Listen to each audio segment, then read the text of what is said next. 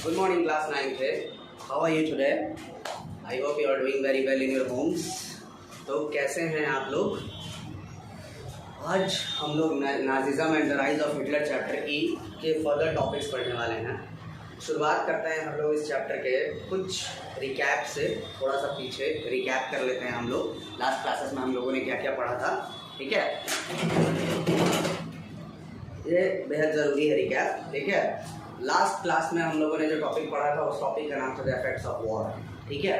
The effects of war के world war 1 के क्या क्या असर हुए थे जर्मनी पे, और जर्मनी किस तरीके से पूरे के पूरे एकदम टूट चुका था।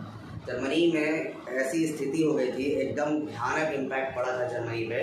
बहुत सारी चीज़ें, एक तो वो साइकोलॉजिकली दिमागी तौर पे उसको बहुत आहत पहुंची थी, और फाइनेंशियली आर्थिक तौर पर भी जर्मनी को बहुत ज़्यादा आहत पहुंचाया गया था। किसके द्वारा? अलाइड पावर्स के द्वारा। और इन सारी चीज़ों के लिए जिम्मेदार समझा गया था सिर्फ और सिर्फ वीमर रिपब्लिक को, क्योंकि ट्रीटी ऑफ वर्साइलिस, जो पीस ट्रीटी ऑफ वर्साइलिस जो साइन हुई थी फ्रांस में, पेरिस में, उस पीस ट्रीटी ऑफ वर्साइलिस में वीमर रिपब्लिक ने ही जर्मनी की तरफ से जाके वहाँ पे साइन किया था। तो देश में जो लोग भी वीमर रिपब्लिक या फिर वीमर रिपब्लिक के सपोर्टर्स थे, जिन्होंने वीमर रिपब्लिक को सपोर्ट किया था, उन सारे लोगों को देश का बहुत आक्रोश झेलना पड़ा था। देश ने कई सारे अपने रिसोर्सेज गंवा दिए थे, कई बिलियन डॉलर्स उनको एज अ वॉर कंपनसेशन उनको देना पड़ा था, युद्ध का कंपनसेशन, युद्ध की भरपाई। तो ये सब चीज़ें हुई थी जो कि एकदम एक तरीके से जर्मनी को एकदम साइकोलॉजी पूरे, ऐसा नहीं है कि नुकसान सिर्फ और सिर्फ जर्मनी को हुआ था। वर्ल्ड वॉर जब भी हुआ है, चाहे वो वर्ल्ड वॉर 1 हो बच्चों या वर्ल्ड वॉर 2 हो, वर्ल्ड वॉर हमेशा दुनिया में साइकोलॉजिकली, दिमागी तौर पे कह लो या फिर फाइनेंशियली, आर्थिक तौर पे पूरी दुनिया को तोड़ के रख दिया है। हमेशा से यही होते आया है। वर्ल्ड वॉर 1 से वर्ल्ड वॉर से कभी किसी का फ़ायदा नहीं हुआ है, और यही हुआ था उस समय। वीमर रिपब्लिक को पूरी तरीके से एकदम दोषी ठहराया गया था। वीमर रिपब्लिक, ऐसा कहा जा रहा था कि वीमर रिपब्लिक ने ही इस तरह के जो नेगोशिएशंस, जो अलाइड पावर्स में जो भी कंट्रीज थी वर्ल्ड वॉर 1 के टाइम पे, जिन्होंने जर्मनी वगैरह जो एक्सिस पावर से जो झगड़ा किया था, तो इन लोगों से जो वीमर रिपब्लिक ने जो पीस ट्रीटी साइन किया था, तो वो इसी पीस ट्रीटी साइन करने के जिम्मेदार लोग उसी को मानते थे। और जितनी बेइज्जती थी जर्मनी के लोगों की, जितनी जाहिलियत हुई थी, जितनी बेइज्जती हुई थी, वो सारी बेइज्जती का जिम्मेदार जर्मनी के लोग किसको मान रहे थे? वीमर रिपब्लिक को। आज हम लोग उसके आगे के टॉपिक शुरू करेंगे। जो हम लोग, ये था पुराना टॉपिक, कैसे वर्ल्ड वॉर 1 हुआ और वर्ल्ड वॉर 1 के बाद किस तरीके से क्या क्या परिस्थितियाँ रही जर्मनी में, और कैसे जर्मनी जो है वो वर्ल्ड वॉर 1 के बाद एकदम समझ लीजिए कि यहाँ से धड़ाम से नीचे ज़मीन पर आ गिरा। परिस्थिति बिल्कुल ख़राब हो चुकी थी पूरी जर्मनी की। लोग जो थे वो ना खाने को रोटी, किसी भी तरीके का इकोनॉमिक क्राइसिस हो चुका था देश में। युद्ध हारने के बाद जर्मनी जैसा कंट्री जो कि यूरोप में बहुत मात्रा रखता था, उसकी हालत बहुत ही ख़राब हो चुकी थी। अब हम लोग आगे बढ़ते हैं। Political radicalism and economic crisis, उसके बाद की कहानियाँ क्या हो रहा था, ठीक है? पॉलिटिकल रेडिकलिज्म का मतलब होता है बच्चों, यहाँ पर लिखा हुआ है, रेडिकलिज्म का मतलब होता है बच्चों कट्टरपंथी।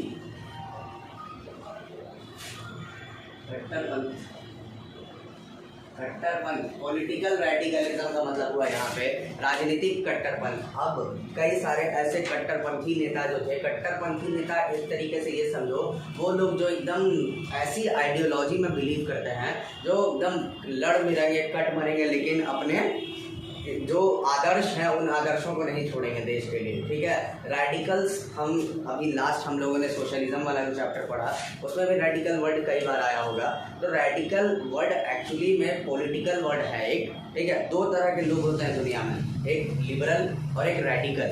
लिबरल लोग उन लोगों को कहते हैं हम लोग जो लोग बदलने में विश्वास रखते हैं, ठीक है? और रेडिकल लोग उन लोगों को कहते हैं हम लोग जो लोग कुछ भी हो जाए, at any cost they can not be changed. तो पॉलिटिकल रेडिकलिज्म की शुरुआत हुई जर्मनी में। और इकोनॉमिक क्राइसिस, आर्थिक तंगी शुरू हुई। कैसे शुरू हुई, क्या था?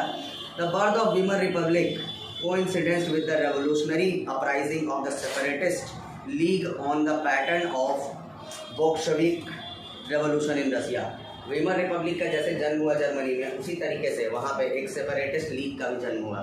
ठीक है, सेपरेटिस्ट लीग वो लोग थे जो वीमर रिपब्लिक को अपोज कर रहे थे, और ये सेपरेटिस्ट लीग जो था वो रशिया में जिस तरीके की बोल्शेविक पार्टी बनी थी, यानी कि लेनिन की पार्टी से, अगर आप लोगों को याद होगा लास्ट चैप्टर जो मैंने आप लोगों को पढ़ाया था कि किस तरीके से लेनिन की पार्टी, बोल्शेविक पार्टी ने पूरे के पूरे देश में उथल पुथल मचा के रख दिया था, और किस तरीके से लोगों की भीड़ को इकट्ठा करके रेवोल्यूशनराइज करके उन्होंने देश में अपने देश को आज़ादी दिलाई। किसके बल पे? लोगों के बल पे। उन्होंने अपने देश को आज़ादी सिर्फ और सिर्फ दिलाई थी लोगों के बल पे।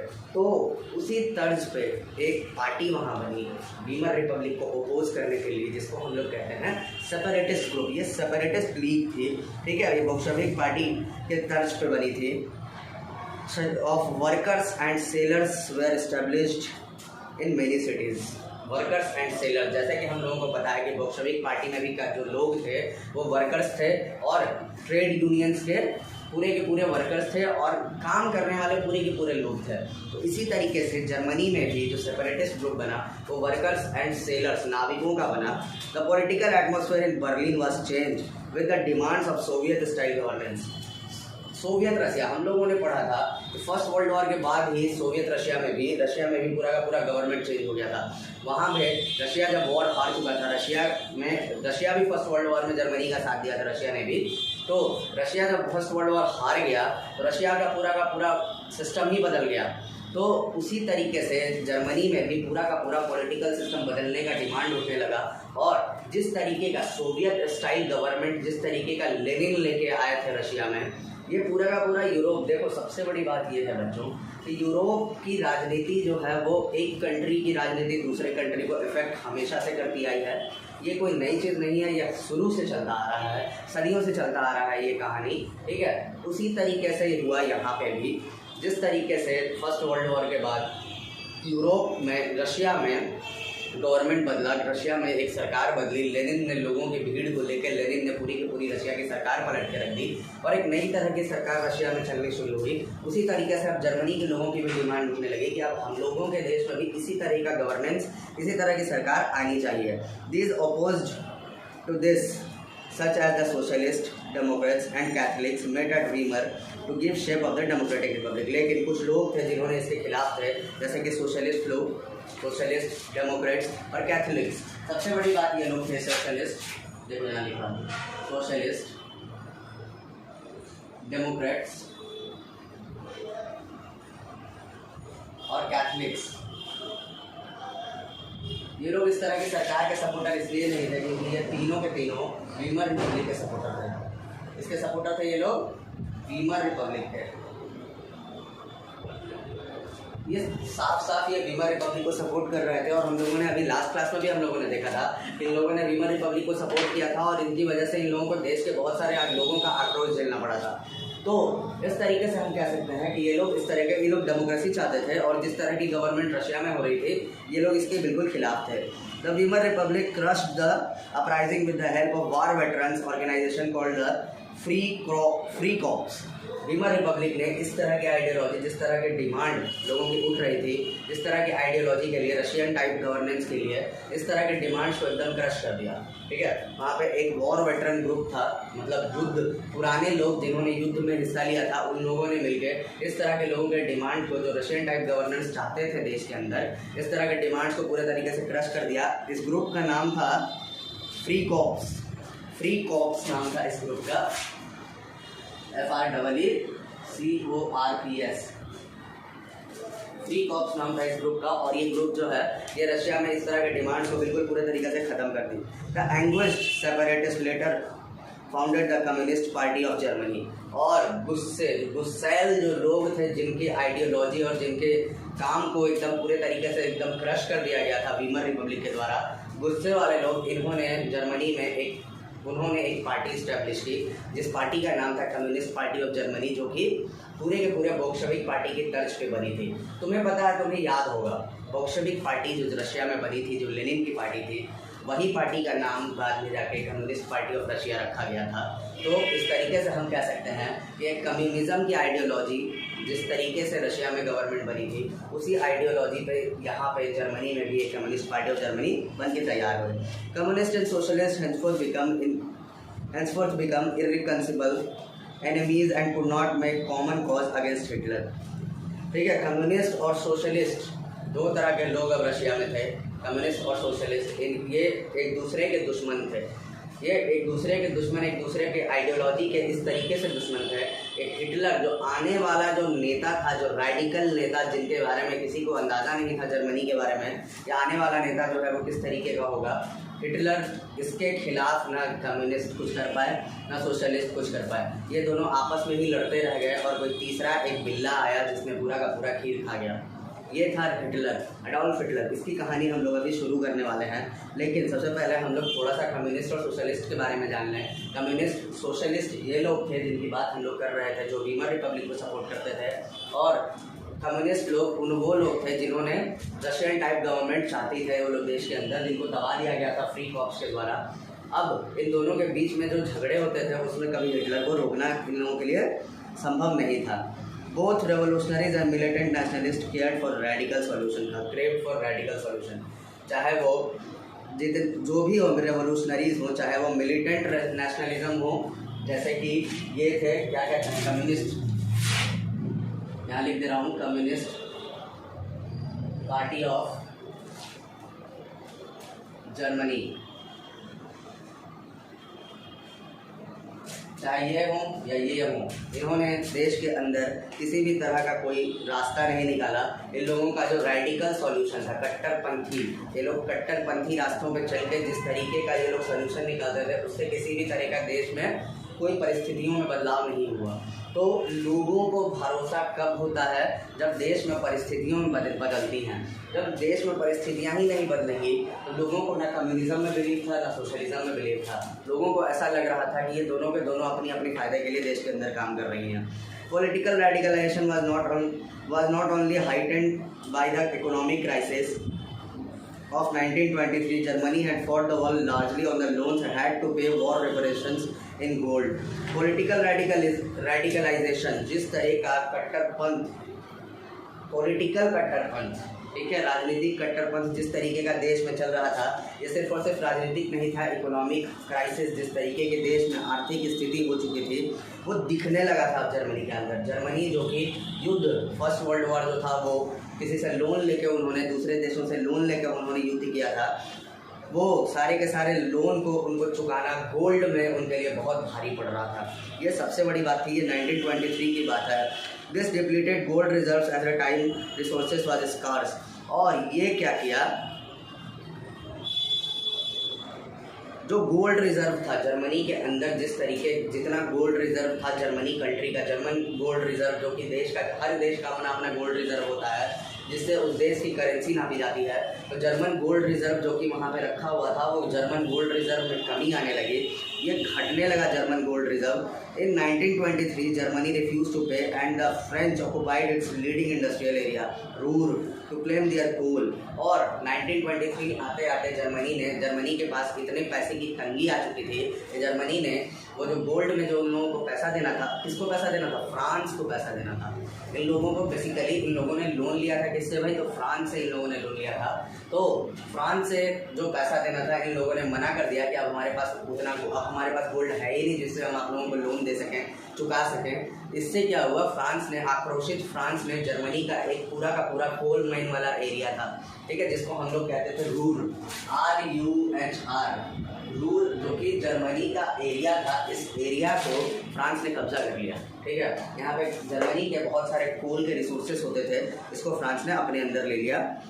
To claim their coal, Germany retaliated with passive resistance and printed paper currency recklessly. Germany ने, देखो सबसे बड़ी बात क्या है कि आपके पास देश का जितना सोना होता है, जैसे इंडिया के पास देश का जितना गोल्ड रिजर्व है, आप उतना ही करेंसी छाप सकते हैं। अगर आपने देश का गोल्ड रिजर्व अगर आपके पास कम है और आपने करेंसी यानी कि पैसे, नोट और सिक्के अगर ज़्यादा छाप लिए तो आपके देश की करेंसी गिर जाएगी, ढप से गिर जाएगी। यही हुआ। जर्मनी में जब जर्मनी ने किस तरीके का हुआ क्या कि फ्रांस को देने से पैसा इन लोगों ने मना कर दिया, गोल्ड रिजर्व देने से मना कर दिया। फ्रांस ने क्या किया कि इन लोगों का कोल का एरिया जो रिसोर्स था उस पर कब्जा कर लिया। जर्मनी ने इसका जवाब दिया। कैसे जवाब दिया भाई? इन्होंने ढेर सारे करेंसी, पेपर करेंसी, नोटों वाले करेंसी इन्होंने छाप दिए। गोल्ड रिजर्व कम था इनके पास, पेपर करेंसी इन्होंने ज़्यादा छाप दिए। तो इमेजिन करो क्या हुआ होगा। ऑब्वियस सी बात है, इनकी इकोनॉमी ढप से गिर जाएगी और देश की हालत पूरे एकदम ख़राब हो जाएगी। वही हुआ। With too much printed money on circulation the value of the German mark fail. जो हद से ज़्यादा उन्होंने जर्मन करेंसी छाप दी थी, इससे क्या हुआ कि जर्मनी के करेंसी का जो वैल्यू था वो पूरा का पूरा पूरी दुनिया के सामने वो ढप से गिर गया। पूरी की पूरी हालत ख़राब हो गई। पूरी की पूरी जर्मनी में उसके मतलब पूरे यूरोप में जर्मन करेंसी की हालत एकदम ख़राब हो गई, क्योंकि गोल्ड रिजर्व से ज़्यादा उसने अपनी पेपर करेंसी छाप दी थी। In April the US dollar was equal to 24,000 marks. अप्रैल में US डॉलर जो था, आप समझिए $1 इज इक्वल टू 24,000 मार्क जो कि जर्मन करेंसी है।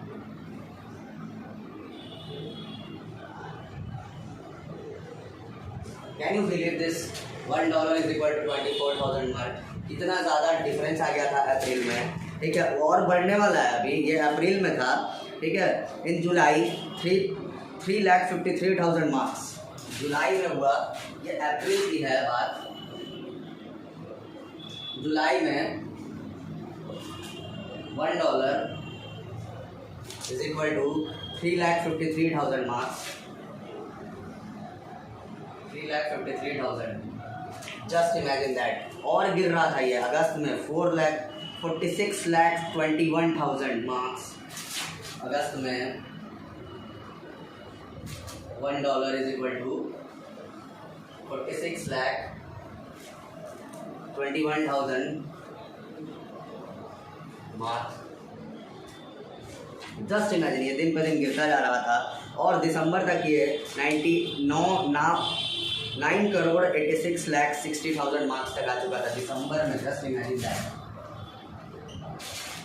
$1 is equal to 9 crore.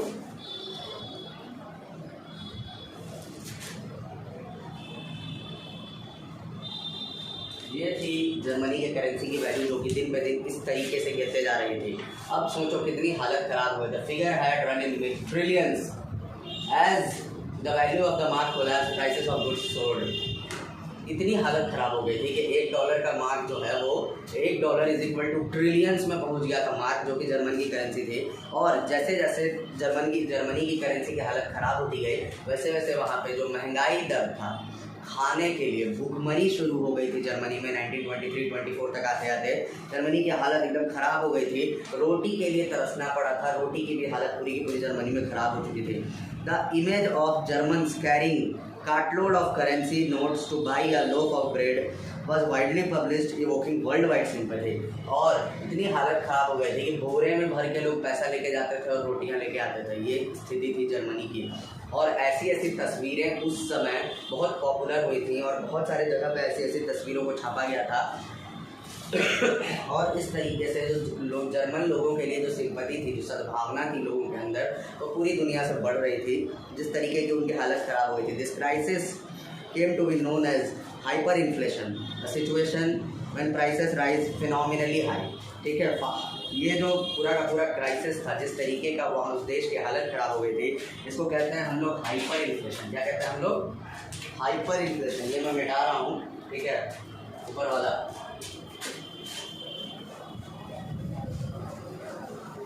Hyper inflation किसको कहते हैं देखते हैं आप।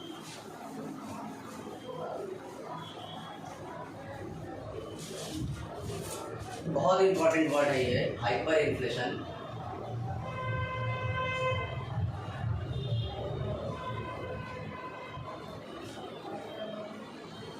क्या है यह हाइपर इन्फ्लेशन? सबसे पहले तुम्हें ये समझ लो इन्फ्लेशन क्या है। इन्फ्लेशन कहते हैं हम लोग महंगाई को, ठीक है। हर देश में इन्फ्लेशन है तो समय के साथ बढ़ता है, हमारे इंडिया में भी है। लेकिन हाइपर इन्फ्लेशन जो कि जर्मनी की सिचुएशन थी, a situation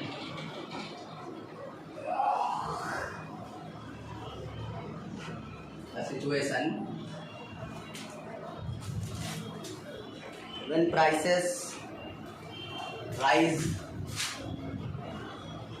when prices rise phenomenally high.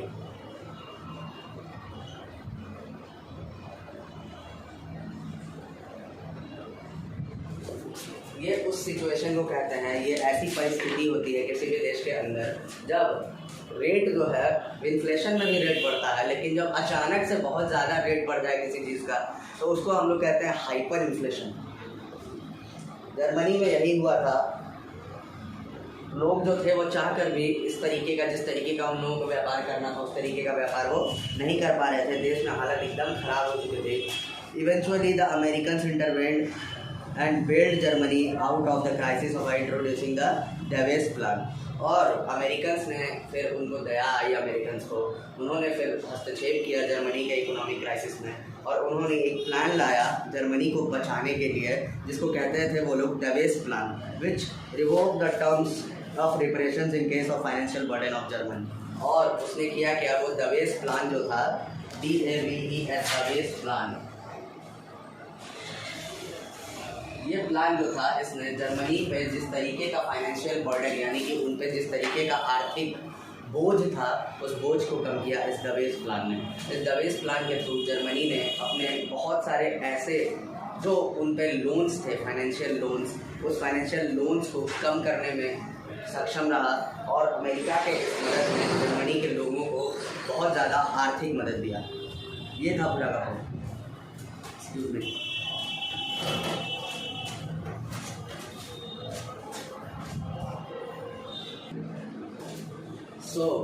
बच्चों, ये था तुम्हारा Davos प्लान। जिस Davos प्लान के बारे में हम लोग अभी पढ़ रहे थे, इस Davos प्लान में अमेरिका ने जर्मनी की मदद की और जिससे कि जर्मनी ने इस इकोनॉमिक क्राइसिस से निकलने में समर्थ हो पाई। नेक्स्ट जो टॉपिक है हम लोगों का बच्चों, बहुत ही इंटरेस्टिंग टॉपिक है, ठीक है। कुछ ब्रीफली मैं आप लोगों को इस टॉपिक के बारे में बताऊंगा, क्योंकि ये टॉपिक जो था ये बहुत ही बड़ा टॉपिक था। ये दुनिया में ये बहुत मायने रखता है ये टॉपिक, और इसकी अलग अहमियत है। ये टॉपिक था द ईयर्स ऑफ डिप्रेशन, ठीक है। ये वो दौर था जिस समय दुनिया की पूरी इकोनॉमी तबाह हो चुकी थी।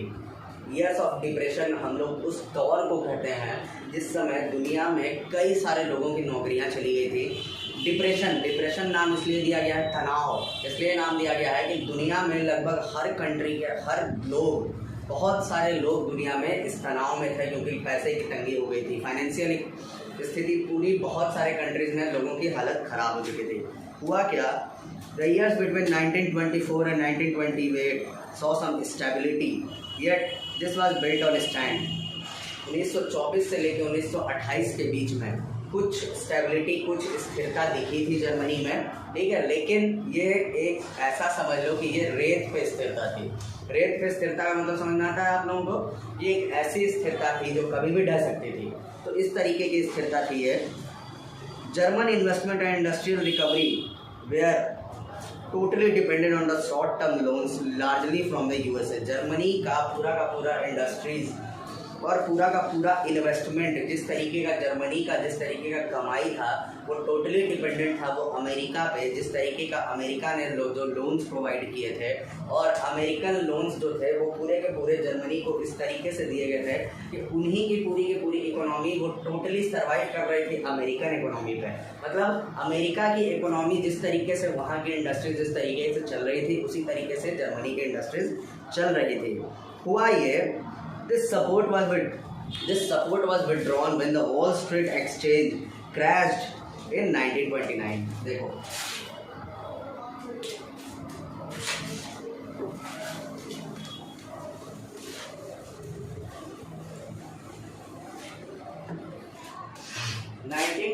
में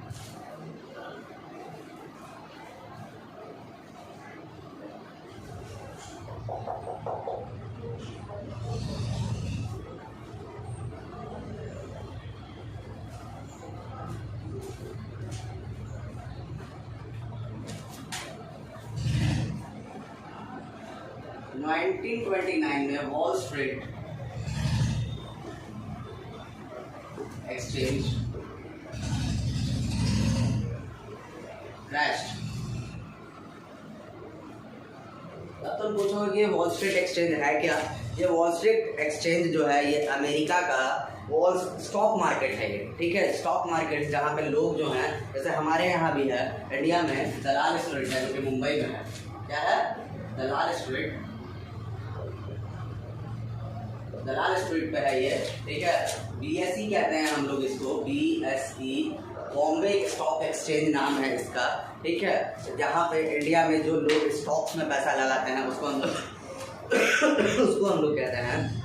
तो 1929 में वॉल स्ट्रीट एक्सचेंज जो था वो अमेरिका का, जो कि न्यूयॉर्क में है, ये क्रैश हो गया, ठीक है, ख़त्म हो गया किसी तरीके से, ये बर्बाद हो गया। पूरे के पूरे अमेरिका के ढेर सारे लोगों ने पैसे उनके बर्बाद हो गए।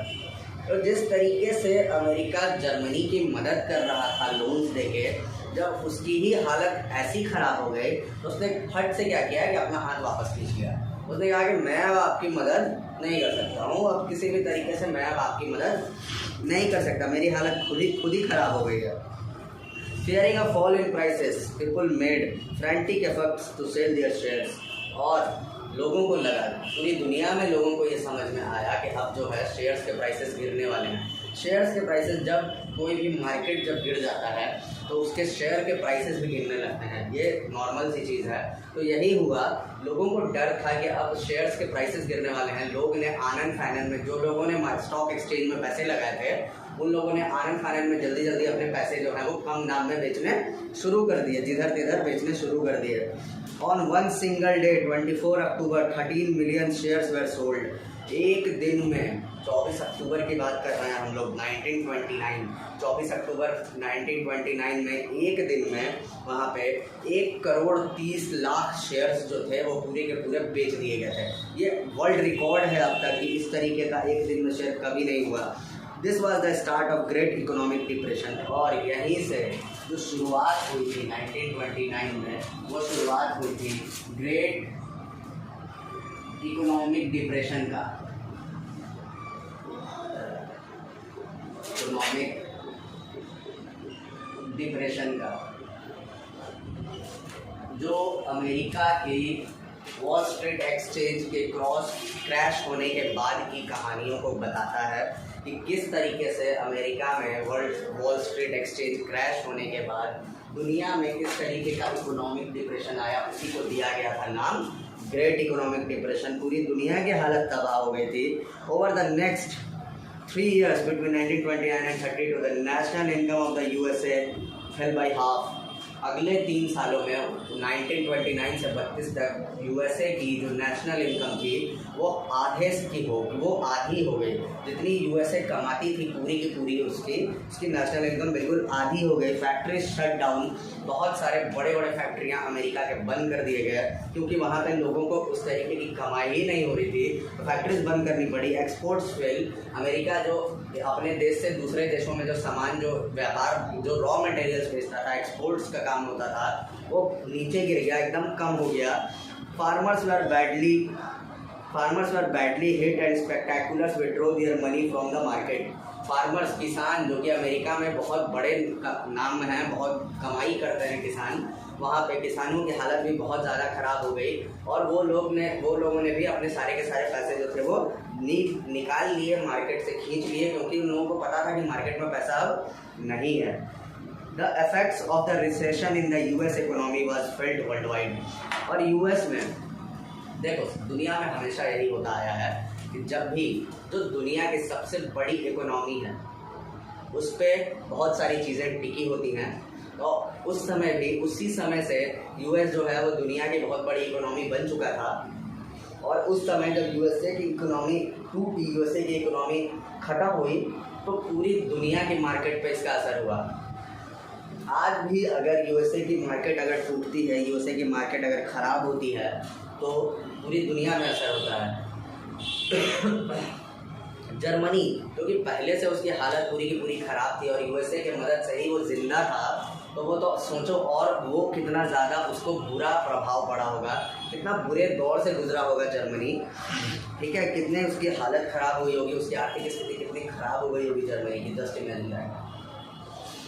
तो बच्चों, आई होप यहाँ तक आप लोगों को समझ में आया होगा, ठीक है।